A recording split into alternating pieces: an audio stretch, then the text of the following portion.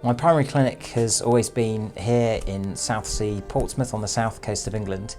And I did start a secondary clinic in Harley Street, central London a few years ago, which was working quite nicely, but I really found that most of my London patients actually preferred to come down to the Portsmouth clinic. We've got an entire suite of technology here.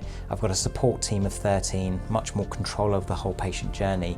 And so the majority actually, once they'd seen this clinic, chose to come down here. So when the COVID-19 pandemic started, I temporarily stopped the Harley Street clinic and actually have no plans to restart that. People come from all around the country to the Portsmouth service and indeed from abroad, and transport links are very good. We're only 90 minutes from central London, so for now it's in Portsmouth only.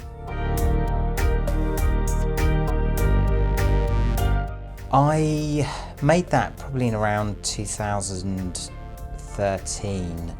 I had decided that full-time general practice in the way I was working wasn't going to be healthy in the long term. I was seeing what it was doing to more senior colleagues, but I didn't want to lose connection with that, and certainly with the medical world.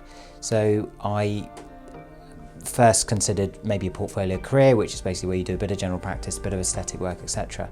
But I was using someone else's facility, and I wanted more control over the whole patient journey, how the phone is answered, the aftercare, etc. And you require a good team. And so I thought, well, this has to start with my own facility and something I have control over, and thus that idea was born.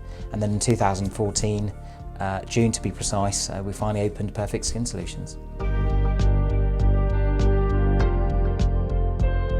I must admit, once the clinic was opened, I did set some quite optimistic goals, and I remember those around me did laugh on one occasion and say, "Really, is that going to happen?"